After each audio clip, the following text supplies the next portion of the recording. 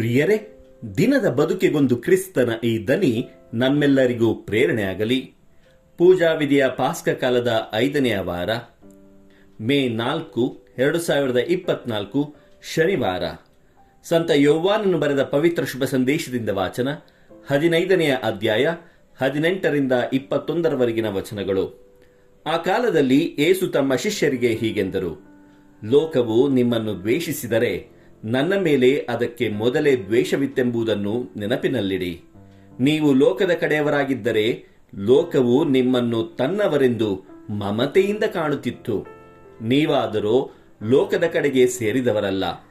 ನಾನು ನಿಮ್ಮನ್ನು ಆರಿಸಿಕೊಂಡಿರುವುದರಿಂದ ನೀವು ಲೋಕದಿಂದ ಬೇರ್ಪಟ್ಟಿದ್ದೀರಿ ಎಂದೇ ಲೋಕಕ್ಕೆ ನಿಮ್ಮ ಮೇಲೆ ದ್ವೇಷವಿದೆ. ಧಣಿಗಿಂತಲೂ ದಾಸನು ದೊಡ್ಡವನಲ್ಲವೆಂದು ನಾನು ನಿಮಗೆ ಹೇಳಿದ್ದನ್ನು ನೆನಪಿಗೆ ತಂದುಕೊಳ್ಳಿ. ನನ್ನನ್ನು ಅವರು ಹಿಂಸೆಗೆ ಗುರಿ ಮಾಡುವರು.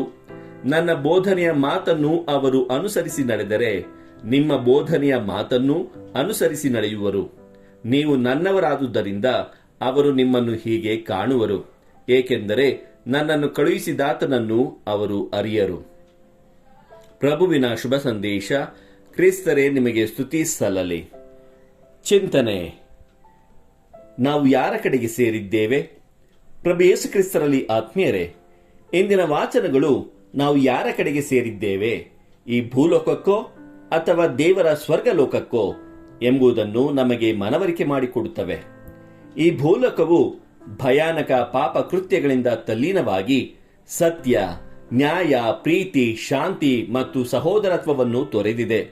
ಈ ಭೂಲೋಕವು ಯೇಸುವಿನ ಮೌಲ್ಯಗಳಿಗೆ ವಿರುದ್ಧವಾಗಿ ಕೆಲಸ ಮಾಡುತ್ತಿದೆ. ಈ ಕಾರಣಕ್ಕಾಗಿಯೇ ಯೇಸು ಶಿಷ್ಯರನ್ನು ಉದ್ದೇಶಿಸಿ, ನೀವು ಈ ಲೋಕಕ್ಕೆ ಸೇರಿದವರಲ್ಲ. ಹಾಗೆ ಸೇರಿದ್ದರೆ ನಿಮ್ಮನ್ನು ಈ ಲೋಕವು ಚೆನ್ನಾಗಿ ನೋಡಿಕೊಳ್ಳುತ್ತಿತ್ತು. ಆದರೆ ನೀವೆಲ್ಲರೂ ದೇವರ ಸ್ವರೂಪ ಮತ್ತು ನನ್ನ ಶಿಷ್ಯರು. ಆದ್ದರಿಂದ ಈ ಲೋಕವು ನಿಮ್ಮನ್ನು ದ್ವೇಷಿಸುತ್ತದೆ.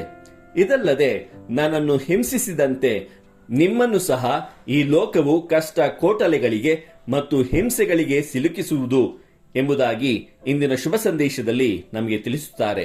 ಇದೆಲ್ಲವೂ ನಡೆಯುವಾಗ ನಾನು ನಿಮ್ಮೊಂದಿಗೆ ಇರುತ್ತೇನೆ, ಸೈರಣೆಯಿಂದಿರಿ ಎಂದು ಯೇಸು ತಮ್ಮ ಶಿಷ್ಯರಿಗೆ ಧೈರ್ಯ ತುಂಬುತ್ತಾರೆ. ಪ್ರಿಯರೇ, ನಾವು ಇಂದು ಯಾರ ಪಕ್ಷದಲ್ಲಿ ಇದ್ದೇವೆ? ಯಾರ ಮೌಲ್ಯಗಳನ್ನು ನಮ್ಮ ಜೀವನದಲ್ಲಿ ನಾವು ಎಷ್ಟು ಅಳವಡಿಸಿಕೊಂಡಿದ್ದೇವೆ ಎಂದು ನಮ್ಮ ಅಂತರಾಳವನ್ನು ದೃಷ್ಟಿಸಿ ನೋಡಬೇಕಾಗಿದೆ. ನಾವೇನಾದರೂ ಎಡವಿದ್ದಲ್ಲಿ ಕರುಣಾಭರಿತ ಯೇಸುವಿನ ಗುಣ ಮೌಲ್ಯಗಳು ನಮ್ಮದಾಗಿ ನಮ್ಮನ್ನು ದೇವರ ಮಕ್ಕಳಾಗಿಡಲೆಂದು ಇಂದು ನಾವು ವಿಶೇಷವಾಗಿ ಪ್ರಾರ್ಥಿಸೋಣ. ದೇವರು ನಮ್ಮೆಲ್ಲರನ್ನು ಆಶೀರ್ವದಿಸಲಿ. ಇದು ಧ್ವನಿ ಮಾಧ್ಯಮ ಮನೆಯ ಕೊಡುಗೆ. ಧ್ವನಿ ವಂದನೀಯ ಸ್ವಾಮಿ ಶಾಂತಕುಮಾರ್ ಜೆ, ಬೆಂಗಳೂರು ಮಹಾಧರ್ಮ ಕ್ಷೇತ್ರ. ಪ್ರಿಯರೇ, ಈ ಚಾನೆಲ್ ಅನ್ನು ಸಬ್ಸ್ಕ್ರೈಬ್ ಮಾಡಿ ಪ್ರತಿದಿನ ದೇವರ ವಾಕ್ಯವನ್ನು ಆಲಿಸುತ್ತಾ ಅದನ್ನು ಇತರರೊಂದಿಗೆ ಹಂಚಿಕೊಳ್ಳಲು ನಮಗೆ ನೆರವಾಗಿರಿ. ಧನ್ಯವಾದಗಳು.